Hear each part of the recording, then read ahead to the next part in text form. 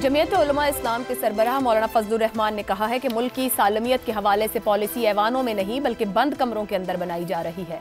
मावराए हुकूमत, मावराए सियासत, मावराए parliament policies बनाई जा रही हैं। पूरा मुल्क इज़्तिराब में है। आम आदमी के पास ना तो रोजगार है और ना ही जानो माल का तहफ़्फ़ुज़। यहाँ पर महकमे मलियामेट किए जा रहे हैं, इदारे मलियामेट किए जा रहे हैं, लाखों अफराद बेरोजगार होते जा रहे हैं। पार्लियामेंट को इस बारे में सोचना है। एक साल से देख रहे हैं हुकूमत की जानिब से हटधर्मी की जा रही है। हमें एक लम्हे के लिए भी इसकी इजाज़त नहीं कि हम रियासत की बका और उसकी सालमियत के हवाले से कोई बात कर सकें या कोई तजवीज़ ही दे सकें। मौलाना ने कहा कि खैबर पख्तूनख्वा और बलोचिस्तान की सूरत हाल अब किसी से पोशीदा नहीं रही। ऐवान बैठा हुआ है। इस हवाले से हमें इदराक होना चाहिए कि इस वक्त दो सूबों में हुकूमत की कोई रिट मौजूद नहीं। आज वज़ीर आज़म शहबाज शरीफ इस ऐवान में मौजूद होते तो उनकी खिदमत में अर्ज करता कि कबायली इलाकों में क्या हो रहा है, बलोचिस्तान में क्या हो रहा है, तो शायद वो यही कहते कि मुझे इसका कोई इल्म नहीं। अगर मेरा हुक्मरान जिस हैसियत में भी है मुल्की मामलात के बारे में इतना बेखबर है, और मुझे याद है कि एक ज़माने में हमने मिलकर काम किया है, अफगानिस्तान में हमारे जरगे जाते थे और जब मैंने उनसे पूछा तो उनको कोई इल्म नहीं था। मौलाना का कहना था कि कौन फैसले करता है, कहाँ फैसले किए जाते हैं, जिम्मेदार तो कल पाकिस्तान होगा, जिम्मेदार तो हुकूमत भी होगी और अपोजिशन भी जिम्मेदार, तो पार्लियामान भी होगा। अवाम की नज़र में तो हम जिम्मेदार हैं। हकीकत यह है कि इस वक्त कोई सिविलियन अथॉरिटी मौजूद नहीं, कोई नजरियाती सियासत मौजूद नहीं। बंद कमरों और अपने महल्लात में जो चाहे फैसला करते हैं और हुकूमत को उनके फैसलों पर अंगूठा लगाना पड़ता है। हमें यहाँ से निकलना होगा या नहीं। उन्होंने सवाल उठाया कि हम मुल्क के लिए कब सोचेंगे। अगर कोई बका का सवाल पैदा करता है तो बुरा मनाया जाता है। मौलाना फजलुर रहमान का कहना था कि सूबों की असेंबलियां भी अवाम की नुमाइंदा असेंबलियां नहीं हैं। जब अवाम बाहर निकलते हैं तो कोई मुंतखब नुमाइंदा बशमूल वज़ीर आला अवाम का सामना करने में नहीं है। इसी पर गुफ्तगू करेंगे। सवाल इस तरह से, हुक्मरान मुल्की मामलात से बेखबर, बंद कमरों में अंगूठे लगाए जा रहे हैं। मौलाना फजलुर रहमान, खदशात कितने दुरुस्त? हसन निसार साहब। देखें, ये अभी मौलाना ने बलूचिस्तान के हवाले से इंतहाई अलार्मिंग किस्म की बात की है। आपने उसे सवाल का हिस्सा नहीं बनाया तो कोई वजह होगी, मैं उसकी तफसील में नहीं जाता, लेकिन मैं it came as a shock to me. अच्छा, बाकी जो बात की है वो ठीक कहा मौलाना ने, लेकिन मेरा ज़ाती ख्याल ये है बादशाह के इन मकड़ हुक्मरानों को, इनको 40-40, 50-50 साल हो गए इसी खेल में। इन हुक्मरानों को पता सब कुछ है, लेकिन वो मुठ रखते हैं और सिर्फ अपने सर्वाइवल पे फोकस करते हैं, बाकी सब कुछ जाए जहन्नुम में। ये इनका प्रॉब्लम नहीं है, ये नहीं कि वो जानते नहीं है। अवाम इनकी तरजीहात में शामिल ही नहीं, और पाकिस्तान इनके लिए सोने की कान और एक सरसब्ज चरागाह के अलावा कुछ भी नहीं है। इनके एंटेनाज हैं सिर्फ यहाँ इस मुल्क में, असल कश्तियाँ कहीं और हैं, आबदोज़ें कहीं और हैं। सो मौलाना ने जुज़वी तौर पे ठीक बात की है, लेकिन उनकी एक बात जो आपने शामिल नहीं की वो बहुत परेशान कौन है। शहजाद साहब, मौलाना कह रहे हैं कि बंद कमरों के अंदर मावराए हुकूमत, मावराए सियासत, मावराए पार्लियामान पॉलिसीज हैं। क्या निज़ाम को चैलेंज करके कुछ हासिल करना चाह रहे हैं मौलाना साहब? आयशा, अगर मौलाना साहब आज हुकूमत में होते, हुकूमत का हिस्सा होते, इसी हुकूमत का जिस वक्त हुकूमत है, तो क्या वो ये सवाल उठाते? बिल्कुल नहीं। और अगर ये सवाल वो ना उठाते तो फिर आज उनकी जिस सवाल का कोई मतलब नहीं। वैलिड। और अगर वो सवाल उठाते, इस हुकूमत का हिस्सा होते, तो मैं कहता कि हाँ, एक सियासी सोच और एक सियासी लीडरशिप का ये एक इजहार है। बदकिस्मती हमारी ये है कि हमें ये नहीं पता कि बंद कमरों में कौन कौन होता है। अगर कभी इसका भी हम अंदाजा कर लें या हमें पता लगा लें किसी तरीके से कि उन बंद कमरों में जहां अंगूठे लगाते हैं, अंगूठे लगवाने वाले कौन है, और अंगूठे लगाने वाले भी तो मौजूद होंगे उन बंद कमरों में। और अगर वो बंद कमरों में अंगूठे लगाने वाले इसी कबील के लोग हैं जिसके मौलाना फजलुर रहमान जहां बैठ के बात कर रहे थे, तो फिर तो मेरा ख्याल है हमारे पास कोई उम्मीद किसी किस्म की नहीं। बातें जो वो कर रहे हैं दुरुस्त कर रहे हैं। उन्होंने सिक्योरिटी का जिक्र किया, दो सूबों की सिक्योरिटी, मैं तो उससे भी बड़ा पाकिस्तान की सिक्योरिटी का जिक्र करता हूं। और सिक्योरिटी का मतलब सिर्फ ये नहीं होता कि खुदा न खास्ता को खतरा अंदर से कोई जंग, दहशतगर्दी, ये वो वगैरह नहीं।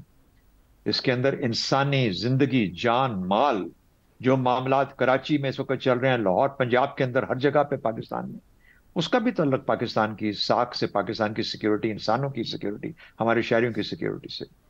और उसके लिए कौन सी हुकूमत है जो वहां मौजूद है जो ये काम करेगी? हमारी फूड सिक्योरिटी के बारे में क्या होगा?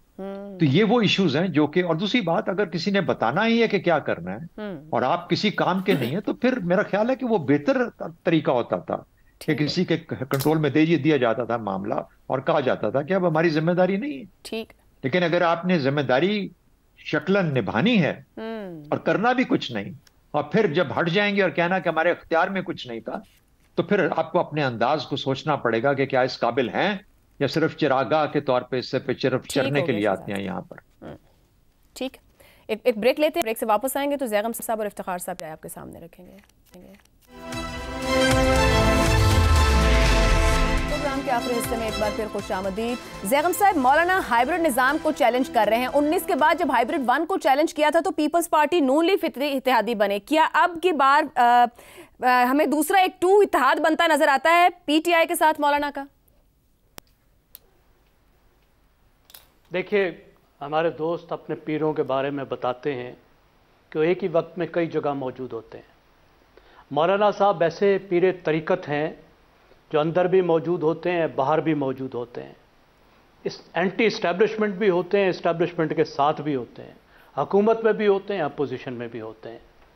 وہ کسی اتحاد کا بھی حصہ بن سکتے ہیں، لیکن اس وقت جو پی ٹی آئی کی سیاست ہے، میرا نہیں خیال کہ اس کے ساتھ وہ زیادہ لمبے وقت تک چل سکتے ہیں یا لمبا سفر طے کر سکتے ہیں.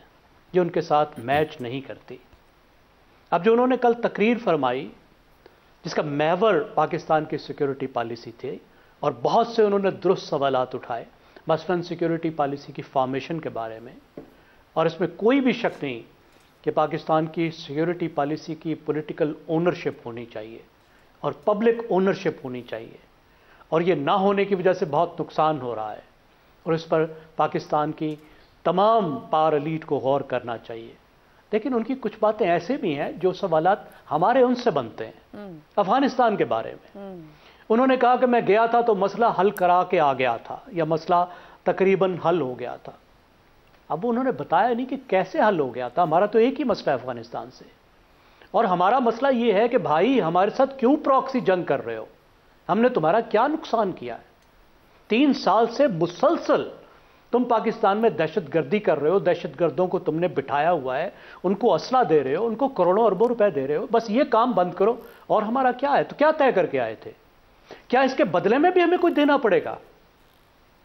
کیا یہ ایسی جو ہے بھتہ خوری ہے کہ اس دہشت گردی کے بدلے میں ہمیں فاٹا کا سٹیٹس ختم کرنا پڑے گا؟ اسے واپس انگریزی دور میں لے جانا پڑے گا؟ کیا بارڈر کو ختم کرنا پڑے گا؟ کیا ان کو سمگلنگ کی کھلی چھوٹ دینی پڑے گی؟ آخر کیا ہمیں واپس دینا ہوگا؟ مولانا یہ بتا دینا. تو میرے خیال میں افغانستان کے حوالے سے ان کا موقف کمزور ہے، لیکن انہوں نے جو سوالات اٹھائے ہیں میں ان کے سوالات سے اتفاق کرتا ہوں، لیکن ان کے جوابات سے اتفاق نہیں کرتا. افتخار صاحب، کیا مولانا کے جو تحفظات، گفتگو، یہ جو وہ کہہ رہے ہیں وہ کتنا سنجیدہ اور کتنا سیاسی ہے؟ دیکھیے، بالکل سیدھی بات ہے کہ وہ دونوں طرف کھیل سکتے ہیں بخوبی، نمبر 1. اور نمبر 2، جتنی باتیں انہوں نے کی ہیں، کیا یہ شہباز شریف ان سے دور ہے؟ جب ملنا ہوتا ہے تو ایک ٹیلی فون کال ہوتی ہے اور آپس میں گپیں ہو رہی ہوتی ہیں. 26ویں ترمیم والے رات کو کس طریقے سے ملاقاتیں ہو رہی تھیں؟ کون کس سے گفتگو کر رہا تھا؟ بند کمروں میں تو نہیں ہو رہی تھی. بند کمروں میں تو انگوٹھے نہیں لگائے جا رہے تھے. یہ غلط بات کرتے ہیں جب ایسی بات کرتے ہیں. اور افغانستان کے مسئلے میں میں بالکل اپنے دوست زیغم کے ساتھ کھڑا ہوں. پاکستان ایک آزاد ریاست ہے، ہماری سرحد ایک انٹرنیشنل سرحد ہے. اس کو جو پار کرے گا اس کے ساتھ وہی سلوک کیا جائے گا جو کسی دشمن کے ساتھ کیا جانا چاہیے. اس پہ کوئی کمپرومائز نہیں ہو. جو کل تقریر فرمائی ہے، مجھے دکھ ہوا ان کی تقریر سن کے. وہ بہت مناسب تقریر نہیں تھی. ان کا خاص طور پہ جو بلوچستان کے حوالے سے جن خیالات کا اظہار فرمایا، میں ان سے اتفاق نہیں کرتا. یہ باتیں تو بڑی کرتے ہیں، حال بھی تو بتائیں نا. تو جو شکوے کر رہے ہیں چاہ کیا رہے ہیں؟ نہیں، جو شکوے کر رہے ہیں، میں بالکل محترمہ، میں یہی تو کہہ رہے ہیں، جو شکوے کر رہے ہیں حال بتائیں. کیا ہم اپنا رقبہ دے دیں ان کو؟ کیا ہم فاٹا کو جو ہم نے مرج کیا ہے اس کو مرجر کو ختم کر دیں؟ کیا ہم جو ہو رہا بلوچستان میں جو ہمارے خلاف ایک پراکسی وار لڑی جا رہی ہے اس پراکسی وار کو تسلیم کر لیں؟ اس کے آگے سرنگو ہو جائیں، ہتھیار ڈال دیں ان کے سامنے؟ اگر ایسا نہیں ہے تو پھر مولانا صاحب تجویز کریں، ہم کریں کیا؟ اور یہ مولانا صاحب جو سیکورٹی اسٹیبلشمنٹ کے بارے میں کہتے ہیں کہ بند کمروں میں انگوٹھے لگائے جاتے ہیں، یہ بھائی صاحب جب آپ اس سارے معاملے میں شریک ہوتے ہیں تب بھی میرا یہ سوال ہوتا ہے کہ مجھے نہیں پتہ لگا. اور مجھے تو یہ بھی نہیں پتہ لگا کہ 26ویں جو آئینی ترمیم ہوئی اس میں آپ نے بند کمروں میں بیٹھ کے شہباز شریف کے ساتھ اور دوسرے فریقین کے ساتھ کیا بات طے کی، مجھے تو اس کا بھی نہیں پتہ. تو خدا کے لیے آپ پاکستان کی سالمیت کو برقرار رکھنے کے لیے اپنا رول ادا کریں، ہم آپ کے ساتھ ہیں. پاکستان کی سالمیت کے اوپر کوئی کمپرومائز نہیں ہو سکتا.